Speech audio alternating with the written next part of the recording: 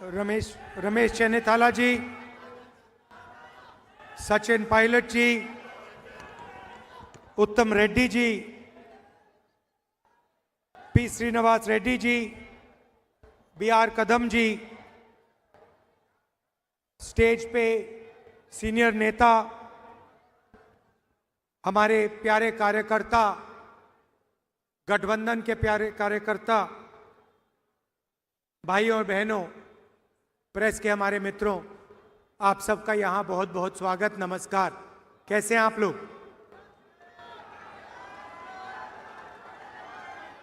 कांग्रेस के कार्यकर्ताओं का मूड कैसा है? सुनाई नहीं दे रहा भाई? ठीक है बब्बर शेर?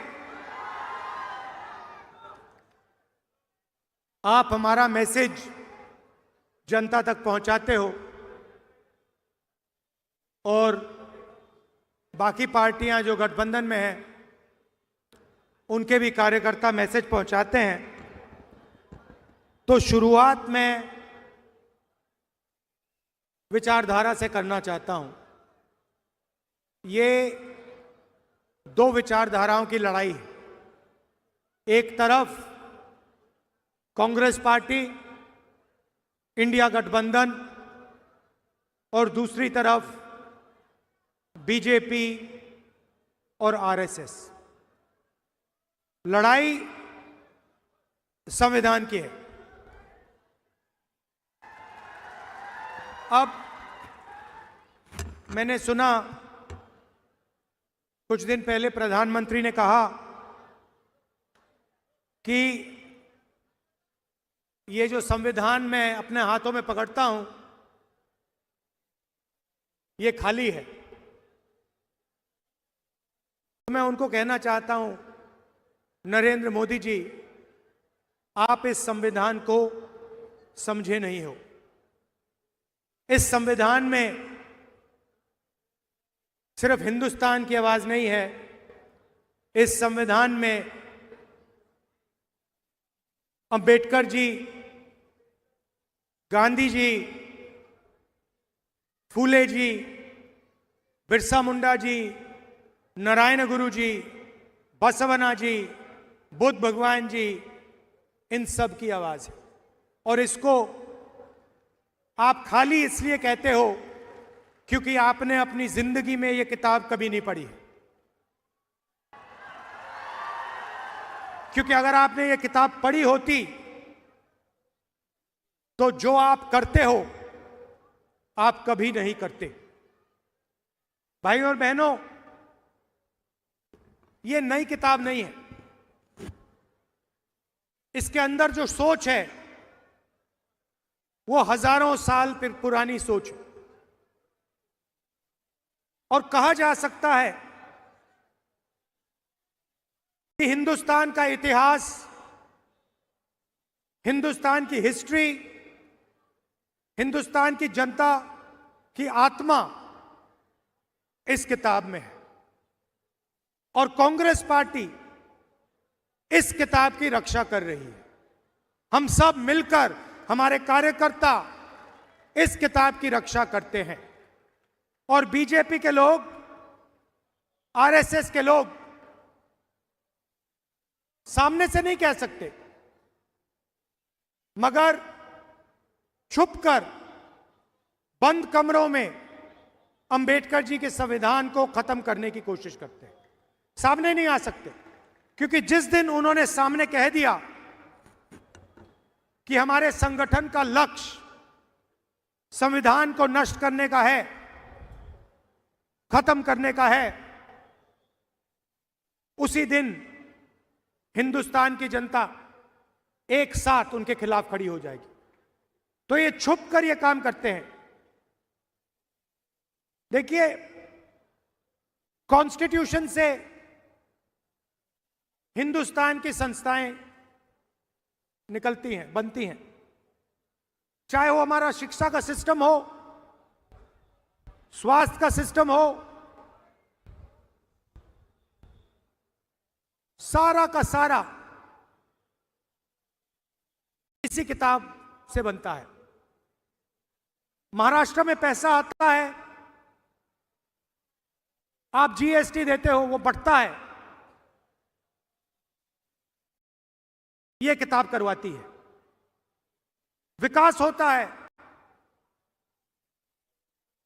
दलितों की रक्षा होती है, महिलाओं की रक्षा होती है, यह किताब करती है।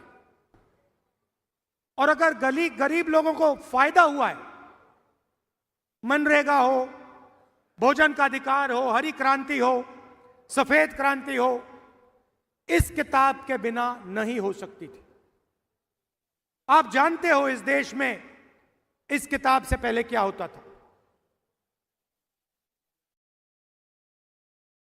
वोट मिलता है आपको, ये जो चुनाव हो रहा है इसी किताब के कारण हो रहा है। नरेंद्र मोदी जी ने 25 लोगों के 16 लाख करोड़ रुपए कर्जा माफ किया है। 25 लोगों का। हिंदुस्तान के सबसे अमीर लोग हैं, उनका 16 लाख करोड़ रुपया कर्जा माफ किया है। इस किताब में कहीं नहीं लिखा, इस किताब में कहीं नहीं लिखा कि 25 लोगों का 16 लाख करोड़ रुपया कर्जा माफ होना चाहिए और किसानों का, मजदूरों का, गरीबों का 1 रुपया नहीं माफ होना चाहिए। कहीं नहीं लिखा इसमें। आपकी सरकार छीनी गई, चोरी की गई। किसने चोरी की? आप क्या सोचते हो? नरेंद्र मोदी जी का उसमें हाथ नहीं था क्या? उनके नेता ने अभी बोला है कि सरकार को गिराने की जो मीटिंग हुई थी उसमें अदानी जी बैठे थे। अदानी जी क्यों बैठे थे राजनीतिक मीटिंग में? क्योंकि वे धारावी चाहते हैं। 1 लाख करोड़ रुपए का फायदा इस सरकार ने अदानी जी को दिलवाया है। किसकी जमीन? आपकी जमीन। किसकी जमीन? गरीबों की जमीन, मजदूरों की जमीन आपसे छीन कर ले जा रहे हैं। कहीं नहीं लिखा संविधान में, कहीं नहीं लिखा है कि आपकी जमीन छीनी जानी चाहिए। हम जमीन अधिग्रहण बिल लाए आपकी जमीन की रक्षा करने के लिए। तो नरेंद्र मोदी जी, बीजेपी के लोग बड़े बड़े भाषण देते हैं और फिर 24 घंटा इसको खत्म करने की कोशिश करते हैं। ये विचारधारा की लड़ाई है। एक तरफ संविधान, मोहब्बत, आदर, भाईचारा, दूसरी तरफ नफरत, हिंसा, अहंकार और इसको खत्म करने की कोशिश। यह लड़ाई चल रही है और इस लड़ाई में आप सब शामिल हो। 4000 किलोमीटर हम चले। क्या जरूरत पड़ी? क्यों जरूरत पड़ी? यात्रा का नाम भारत जोड़ो यात्रा। एक ही नारा दिया हमने, नफरत के बाजार में मोहब्बत की दुकान खोलनी है। ये जहां भी जाते हैं नफरत फैलाते हैं। एक प्रदेश को दूसरे प्रदेश से लड़ा देंगे। मणिपुर जाइए, जाके देखिए वहां क्या हुआ है। आज तक हिंदुस्तान का प्रधानमंत्री मणिपुर नहीं जा सकते और ना गए। इतिहास में नहीं हुआ ऐसे कि हमारे प्रधानमंत्री एक प्रदेश में जो जल रहा है 1.5 साल के लिए वहां गए नहीं। एक धर्म को दूसरे धर्म से लड़ाएंगे, एक जात को दूसरी जात से लड़ाएंगे, काटने का काम करेंगे और धन 20-25 लोगों के हवाले करेंगे। देश में बेरोजगारी है, महंगाई बढ़ती जा रही है। अदानी को, अंबानी को कोई नुकसान नहीं हो रहा, उनका धन बढ़ता जा रहा है। एयरपोर्ट मिल गए, पोर्ट्स मिल गए, सड़कें मिल गई, अब धारा भी दिया जा रहा है। नुकसान आपका है, नुकसान सोयाबीन के किसान का है, नुकसान मजदूर का है, नुकसान बेरोजगार युवा का है। और आप लोग देखते रहते हो, आपके आंखों के सामने हो रहा है और आप देखते रहते हो। धारावी आपकी आंखों के सामने छीनी जा रही है। 1 लाख करोड़ रुपए, 70,000 करोड़ रुपए में हमने हिंदुस्तान के हर एक किसान का कर्जा माफ कर दिया था। 70,000 करोड़ रुपए में हिंदुस्तान के हर किसान का कर्जा माफ कर दिया। उतना पैसा अदानी को सिर्फ मुंबई में दिया जा रहा है।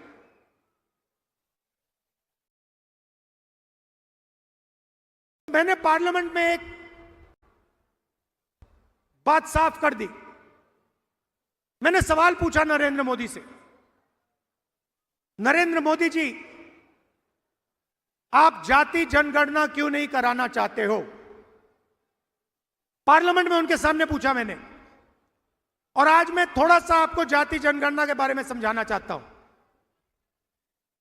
भाइयों और बहनों, देश में 15% दलित आबादी है, 8% आदिवासी हैं, 50% कम से कम पिछड़ा वर्ग है और 15% माइनॉरिटी है। कितना होता है? कितना बनता है? 15, 8, 50 और 15 कितना हुआ? कितना हुआ? ठीक है, यह है आपकी आबादी। अच्छा, सचमुच में पिछड़े कितने हैं किसी को नहीं मालूम। हम कहते हैं कि तकरीबन 50% है, मगर सच्चाई किसी को नहीं मालूम। हमारे मीडिया के मित्र हैं, इनको मैं मित्र कहता हूं, कहना पड़ता है। ये हमारे मित्र नहीं हैं, ये मोदी जी के मित्र हैं। आप मुझे एक बात बताओ, शाम को डिस्कशन चलेगा, देखिए मुस्कुरा रहे हैं, कह रहे हैं राहुल गांधी ने सही बात बोल दी। इनकी गलती नहीं है, इनको बेचारों को सैलरी लेनी है। तो इनका डिस्कशन होता है शाम को, बातचीत चलेगी, एंकर बोलेंगे राहुल गांधी ने ये बोला, नरेंद्र मोदी की फोटो दिखाएंगे। मैं आपसे पूछना चाहता हूं, ये जो सारे के सारे एंकर्स हैं, बड़े बड़े पत्रकार हैं, इनमें कोई पिछड़े वर्ग का है? कोई दलित है? कोई आदिवासी है? बड़ी बड़ी कंपनियों की लिस्ट निकालो आप, अदानी की कंपनी की लिस्ट निकालो, उनके सीनियर मैनेजर्स की लिस्ट निकालो, 200 सबसे बड़ी कंपनियों के मालिकों के नाम लो। मैंने किया है। और नाम में मुझे एक पिछड़े वर्ग का व्यक्ति दिखा दो, लिस्ट में एक पिछड़े वर्ग का व्यक्ति का नाम दिखा दो, एक दलित का नाम दिखा दो, एक आदिवासी का नाम दिखा दो। है ही नहीं। ना मीडिया में हो आप, ना कॉर्पोरेट इंडिया में हो, ना प्राइवेट अस्पताल आपके, ना प्राइवेट यूनिवर्सिटी कॉलेजेस आपके, ब्यूरोक्रेसी में आपके कोई नहीं। 90 लोग हिंदुस्तान का बजट बांटते हैं, आईएएस अफसर हैं। मैंने उनकी लिस्ट निकाली। मैंने कहा देखता हूं भैया इनमें से कितने दलित, कितने आदिवासी, कितने पिछड़े। ये हिंदुस्तान का पूरा बजट बांटते हैं। जो आप पैसा जीएसटी में देते हो, जेब से निकालकर, शर्ट खरीदते हो जीएसटी, पैंट खरीदते हो जीएसटी, मोबाइल फोन खरीदा जीएसटी, जितनी जीएसटी अदानी देता है उतनी आप देते हो। अगर आप शर्ट में 18% देते हो तो अदानी भी 18% देता है। वो अरबपति है, मगर जीएसटी एक ही देते हो। वो पैसा जाता है हिंदुस्तान की सरकार के पास, बंटता है। कौन बांटते हैं? मक्खन कौन बांटते हैं? 90 अफसर बांटते हैं। भाई और बहनों, मैंने लिस्ट निकाली। 90 में से ओबीसी कितने, दलित कितने, आदिवासी कितने, मैं बताता हूं। 90 में से एक आदिवासी है। और अगर 100 रुपए बंटते हैं बजट में, तो आदिवासी अफसर 10 पैसे बांटते हैं। 8% आबादी, 100 रुपए में से 10 पैसे भागीदारी। दलित है 15%, भागीदारी होनी चाहिए 15%। बजट बढ़ता है, दलित अफसर 3 हैं, 100 रुपए में से 1 रुपया उनका। दलित अफसर 100 रुपए में से 1 रुपया बांटता है। आबादी 15%, भागीदारी होनी चाहिए 15%। 100 रुपए में से 1 रुपया, 1%। और हमारे पिछड़े भाई जो हैं 50% उनकी आबादी है, पता नहीं शायद 50 है, 55 हो, 60 भी हो सकती है। उनके 3 अफसर बैठा रखे हैं। और जिनकी 50% आबादी है, 50% आबादी है, 100 रुपए में से 5 रुपए उनके, 100 रुपए में से 5 रुपए उनके। आबादी 50% से कम नहीं है, भागीदारी 500 में से। तो अगर आप दलितों, आदिवासियों, पिछड़ों को जोड़ दें तो 100 रुपए में से 6 रुपए 10 पैसे आपके। बात समझिए, आबादी आपकी 90%, भागीदारी आपकी 100 रुपए में से 6 रुपए 10 पैसे। और सारा का सारा पैसा, सारा का सारा फायदा उन्हीं 15-20 लोगों को जाता है, आपके जेब से निकलता है, आपको शायद पता भी नहीं लगता। किसान खेती करता है, खून पसीना दे देता है, फिर जाकर बच्चे के लिए टी शर्ट खरीदता है। शायद उसे यह भी नहीं मालूम कि जितना टैक्स वो दे रहा है उतना ही टैक्स अदानी उसी टी शर्ट के लिए अपने बच्चे को अगर खरीदता, अपने बच्चे के लिए खरीदता, तो उतना ही टैक्स वो दे रहा है। वो अरबपति है, उसके लाखों करोड़ रुपए माफ हो रहे हैं, उसको धारा भी दी जा रही है। मगर टी शर्ट खरीदेगा अपने बच्चे के लिए तो जितना टैक्स हिंदुस्तान का सबसे गरीब किसान देगा उतनी टैक्स वो देगा। क्या मतलब है इसका? नहीं लिखा है इसमें। इसमें लिखा है सब समान है। इसमें लिखा है कि अगर अरबपतियों का कर्जा माफ होगा तो किसानों का भी कर्जा माफ होना चाहिए।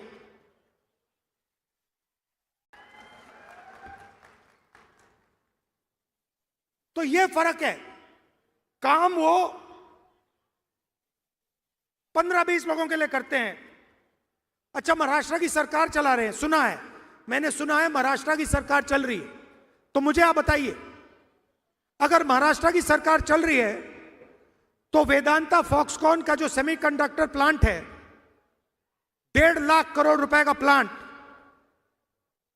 लाखों रोजगार देने वाला प्लांट, महाराष्ट्र से गुजरात कैसे चला गया? अगर महाराष्ट्र की सरकार चल रही है तो टाटा एयरबस हवाई जहाज मैन्युफैक्चरिंग प्लांट 1.8 लाख करोड़ रुपए का प्लांट, जिससे 10,000 युवाओं को रोजगार मिलता, वो गुजरात कैसे चला गया? अगर महाराष्ट्र की सरकार चल रही है तो जो आईफोन बनाने का प्लांट था, जो यहां आया था 2 लाख करोड़ रुपए का, 75,000 युवाओं को रोजगार देने वाला, वो गुजरात कैसे चला गया?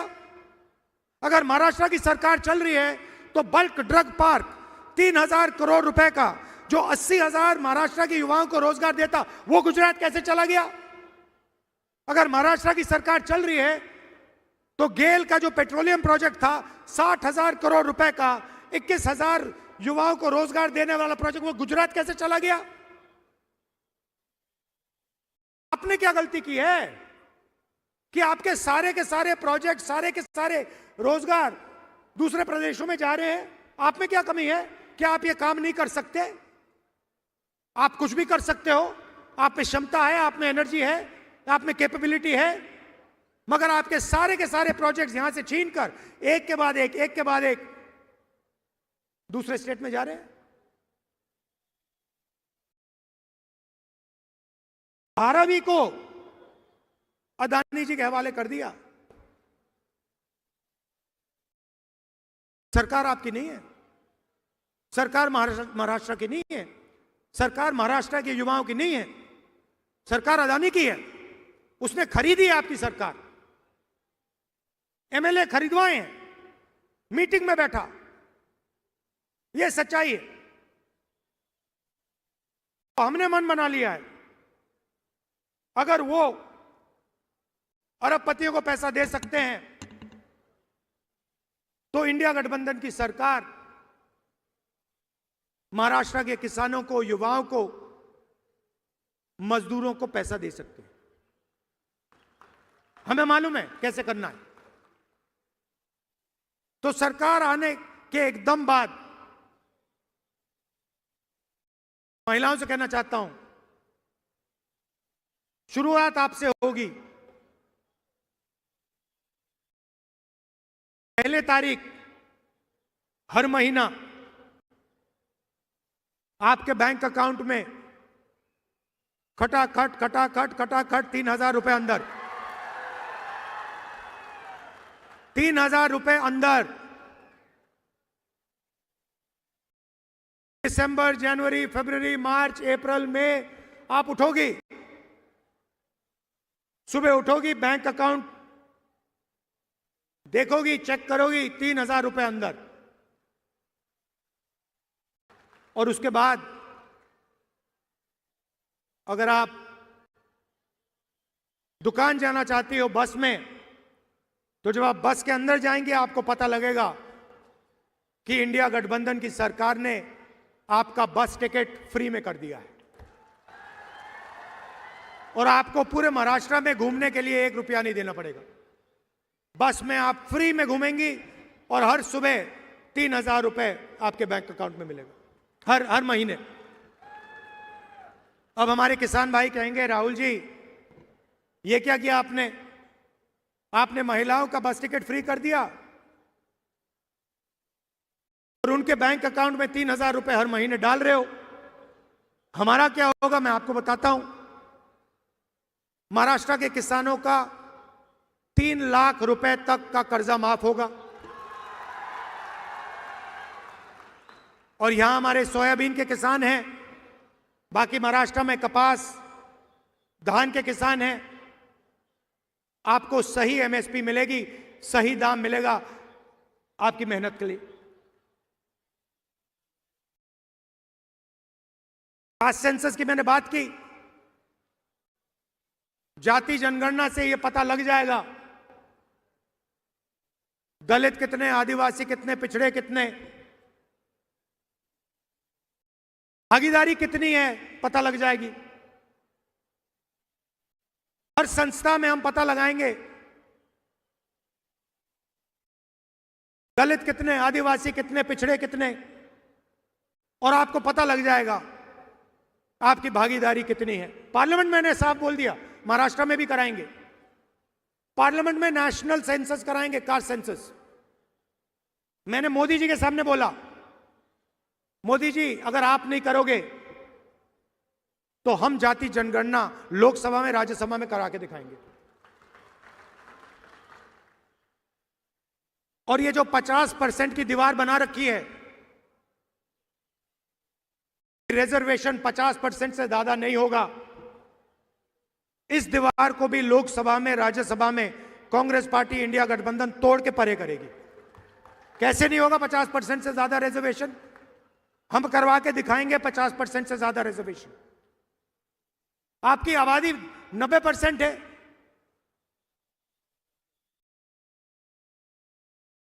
भागीदारी भी होनी चाहिए।